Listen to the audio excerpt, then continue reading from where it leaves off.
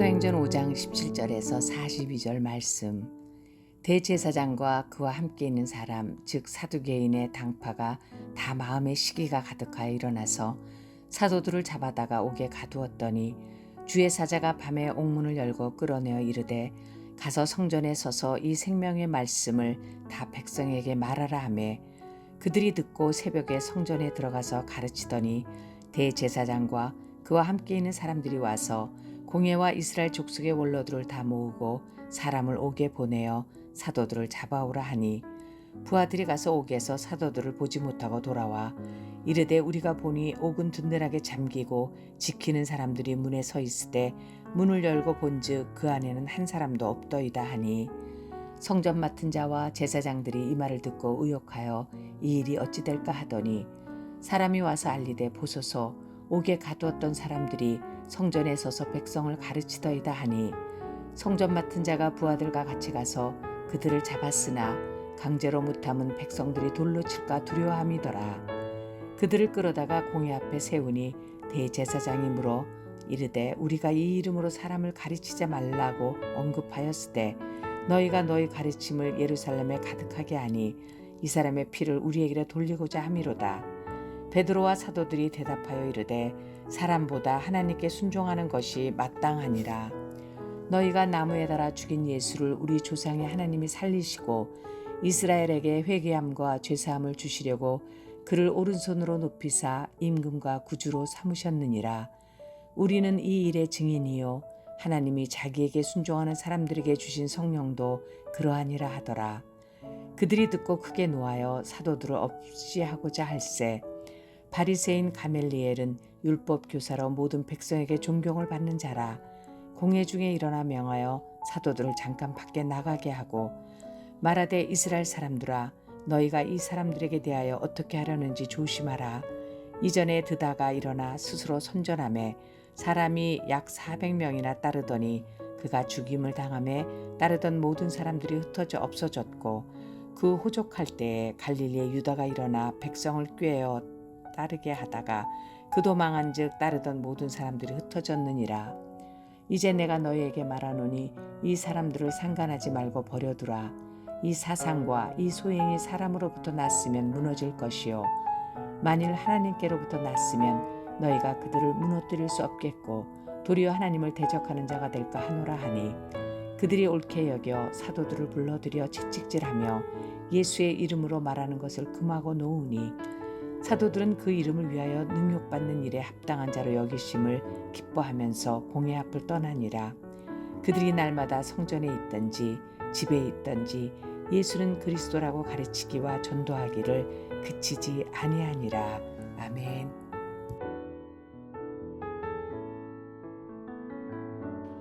함께 기도하겠습니다. 하나님, 온전한 이유로 온전한 목적으로 살고 싶습니다. 오직 우리의 삶의 이유가 세상이 아니라 내가 아니라 주의 영광 되게 하시고 우리를 통해 그 영광의 은혜가 이 땅 가운데 증거되게 하여 주옵소서. 이 모든 말씀 예수님 이름으로 기도하였습니다. 아멘. 할렐루야. 우리에게 살아가는 이유와 또 목적이 되어주시고 또 우리에게 살아갈 수 있는 모든 것을 공급하여 주시는 우리 하나님의 이름을 높이 찬양합니다. 오늘 우리가 함께 나눌 말씀의 제목은 그리스도인의 삶의 이유라고 하는 말씀의 제목입니다.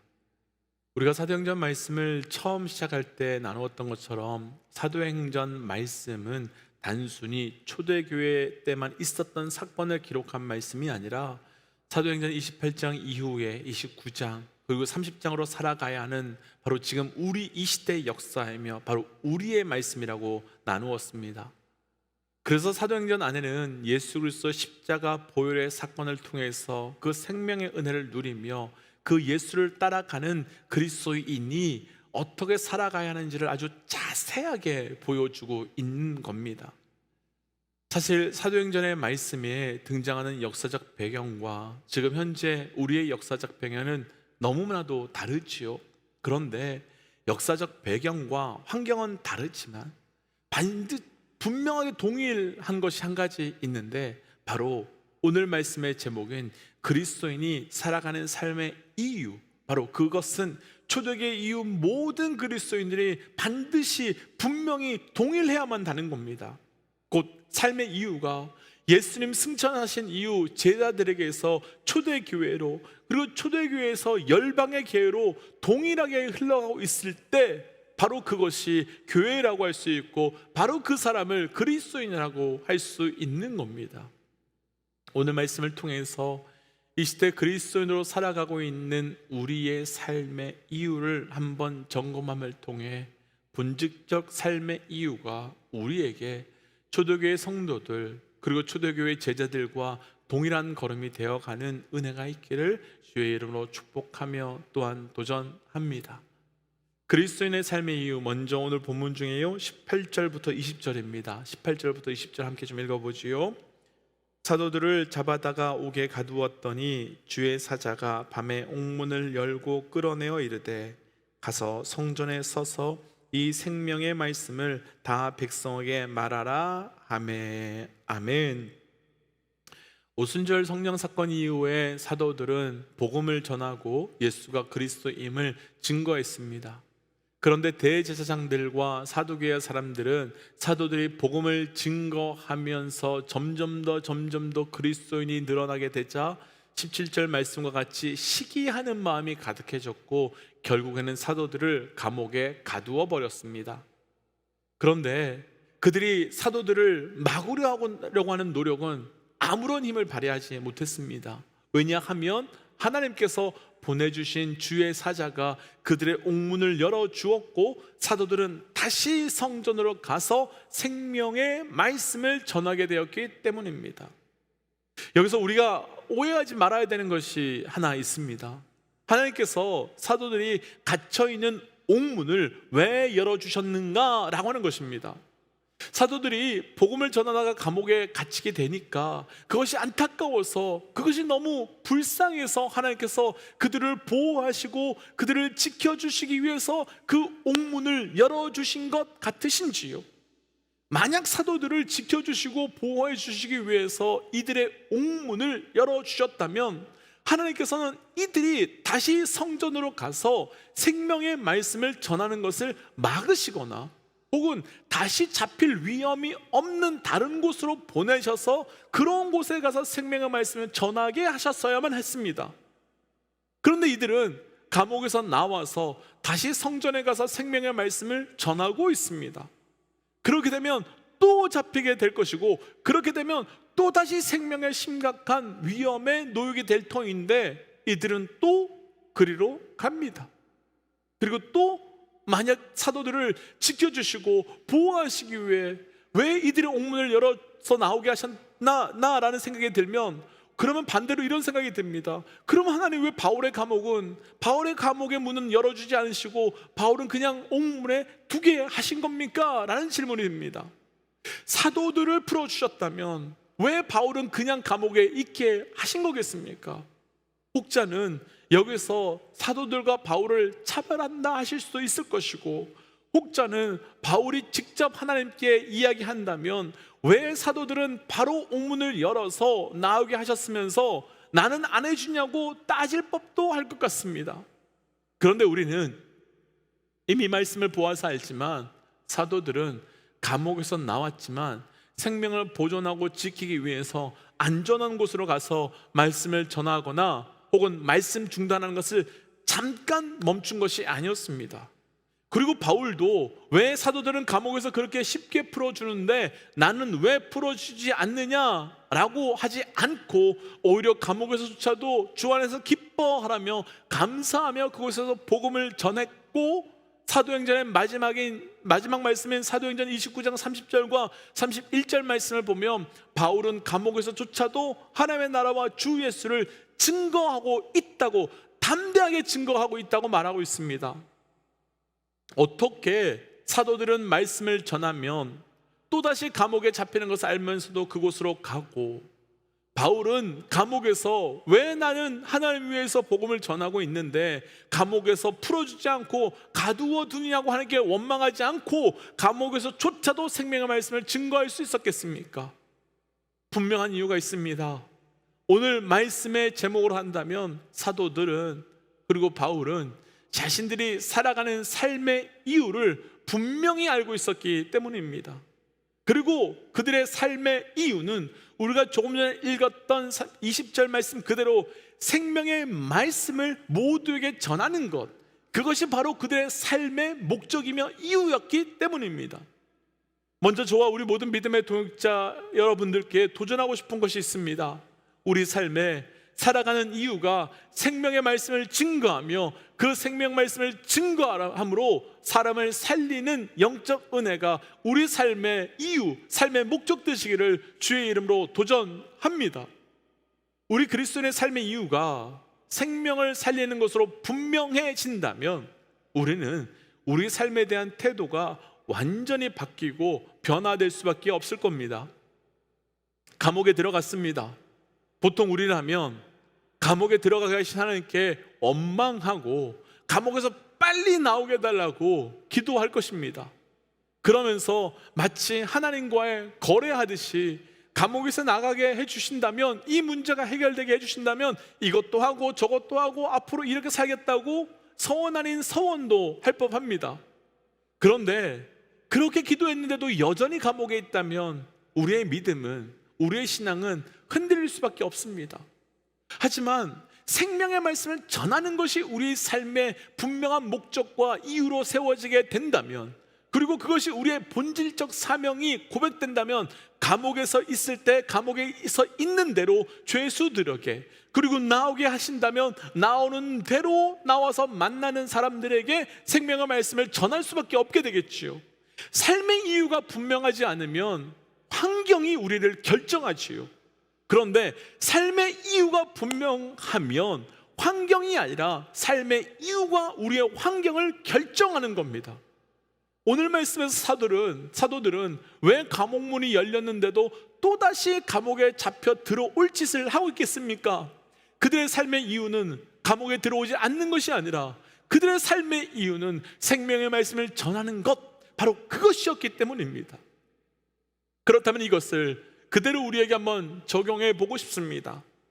혹 지금 내가 왜 이런 곳에, 내가 왜 이런 사람들과, 내가 왜 이런 위치에 있어야 하느냐며 기쁨이 사라지거나 감사를 잃어버린 분들이 계시는지요? 그렇다면 오늘 다시 한번 내 삶의 이유, 그리스도인으로 살아가는 삶의 이유가 무엇인지 분별하며 다시 삶의 방향을 그리스도인으로 살아가는 생명의 말씀을 증거하는 것에 맞추어 가셔야, 또 맞추어 감으로 나아가시기를 주의 이름으로 도전합니다. 그렇다면 분명하게 내가 왜 이런 사람들과, 그렇다면 내가 왜 이런 곳에, 내가 왜 이런 위치에 있어야 되는지를 분명하게 발견하게 될 것이며 우리의 반응은 달라질 수밖에 없을 겁니다. 오늘 말씀에서 나누고 싶은 두 번째 그리스도인의 삶의 이유, 우리 29절 말씀 함께 좀 읽어보겠습니다. 29절 말씀입니다. 베드로와 사도들이 대답하여 이르되 사람보다 하나님께 순종하는 것이 마땅하니라. 아멘. 감옥에서 나온 베드로를 비롯한 사도들이 생명의 말씀을 증거하자 대제사장들은 공회에 이들을 잡아들였습니다. 그러면서 이들을 겁박하면서 너희가 예루살렘을 혼란케 했다라고 말하면서 다시는 사람들에게 예수의 이름, 그러니까 생명의 말씀을 증거하지 못하게 합니다. 그때 베드로와 사도들은 분명하게 사람보다 하나님께 순종하는 것이 마땅하다며 자신들에게 순종을 요구하는 대제사장들의 요구와 공회의 요구를 완전히 거절합니다. 어떻게 이들은 그 막강한 공회와 그리고 대제사장들의 명령을 거부할 수 있었겠습니까? 오늘 말씀을 나누고 싶은 두 번째 그리스도인의 삶의 이유, 우리 그리스도인들의 삶의 이유는 사람에게 순종하기 위해 살아가는 것이 아니라 철저히 모든 순간 하나님께 순종하기 위해 살아가는 존재이기 때문입니다. 도전하기는 우리 삶의 이유가 사람에게 순종하기 위해서 무엇을 하고 무엇을 하지 않는 존재가 아니라 철저히 하나님께 순종하기 위해 살아가는 삶이 되시기를 주의 이름으로 도전합니다. 그런데 사실 하나님께 순종하기 위해 살아가는 것은 결코 쉽지 않습니다. 그러기 위해 우리는 몇 가지 오늘 말씀에 나타나는 영적 원리로 정리해야 될 것이 있는데, 첫 번째는 관계의 지배를 받지 않아야 합니다. 다시요. 첫 번째는 관계의 지배를 받지 말아야 됩니다. 사실 당시 공회와 그리고 대제사장이라고 한다면 당시 가장 높은 사람들입니다. 그리고 그 관계라면 사도들이라고 할지라도 당연히 이들에게 순종해야 됐습니다. 그런데 이들은 사람의 관계의 지배를 받지 않았습니다. 그리고 철저히 하나님과의 관계, 곧 영적 관계의 지배를 받았습니다. 그래서 이들은 그 삶의 목적에 온전하게 반응할 수 있게 된 거지요. 그리고 두 번째는 감정의 지배를 거부해야 됩니다. 오늘 말씀에서 사도들은 대제사장들과 공회 앞에 섰음에도 불구하고 두려워하지 않습니다. 그리고 감옥에서 나왔음에도 불구하고 이들은 그것 때문에, 감옥에서 나온 것 때문에 기뻐하지 않습니다. 다들 아시겠지만 우리 사람은 감정의 존재이지요. 그렇다면 사도들은 현재와 같은 상황에서 그들을 두려워하거나 무서워할 수 있습니다. 그리고 혹은 어떻게 너희가 우리에게 이렇게 할 수 있냐며 또 반대로 분노할 수도 있습니다. 마치 우리도 화가 나면 하지 말아야 하는 말과 행동을 할 수 있는 것처럼 이들도 그럴 수 있습니다. 그 이유는 그 순간 모든 것이 완전히 감정의 지배를 받았기 때문이지요. 우리가 잘 알듯이 사울이 하나님께 순종하지 못했던 본질적 이유가 바로 백성들이 나를 떠나갈지도 모른다고 하는 두려움 때문이었습니다. 역사 안에서 만약은 없지만 사울이 백성들에 대한 두려움 감정보다 하나님에 대한 순종을 선택했다면 사울은 엘리 제사장이 올 때까지 기다림을 선택했을 것이며 적어도 그 순간에 하나님께 버림받는 일은 없었을 것입니다. 그런데 백성들을 두려워하는 그 감정 앞에 사울은 무너졌고, 그 마음에 그 감정에 무너지자 그는 하나님의 통치와 하나님의 앞으로 나아가는 것이 아니라 사람 앞으로 나아갔습니다. 마지막 세 번째는 이성과 논리의 지배를 받으면 안 된다는 겁니다. 사실 이성과 논리의 지배를 받는다면 순종하는 것은 결코 불가능합니다. 순종하고 난 다음에 그 다음을 이성과 논리로 계산해 본다면 절대 하나님의 뜻에 순종한다는 것은 있을 수 없습니다. 그런데 하나님의 순종은요, 이성을 뛰어넘고 논리를 뛰어넘습니다. 마치 결혼도 하지 않은 마리아에게 아이를 낳을 것이라는 말씀에 대해서 그 순종이 예수 그리스도를 잉태한 것 같이 우리 삶에서도 이성과 논리에 맞지 않는 하나님의 순종이 우리 삶을 향한 주의 뜻을 이루어갈 수도 있게 되는 겁니다. 오늘 이성과 논리로 따진다면 이들은 1차 이들에게 순종하고, 그래 이 위기를 넘어가기 위해서는, 그래 이 어려움을 넘어가기 위해서는 우리가 1차 순종하자라고 할 수 있었을 터인데, 그 논리, 그 이성이 이들을 끌고 간 것이 아니라 하나님께서 그들에게 주셨던 그 삶의 이유가 이들을 끌고 갔고, 그래서 이들은 온전한 하나님의 뜻을 이루어가며 삶의 목적에 맞게 살아가고 있었습니다. 그래서 우리 모든 믿음의 동역자들에게 도전하기는 다른 무엇에 순종하기 위하여 살아가는 존재가 아니라 철저히 그분께만 순종하기 위하여 살아가는 삶이 되어 가시기를 주의 이름으로 도전합니다. 그래서 이 시간 이렇게 기도하고 싶습니다. 하나님, 나의 삶의 이유가 오직 생명을 증거하며 하나님께 순종하기 위해 살아가는 삶이 되어가길 원합니다.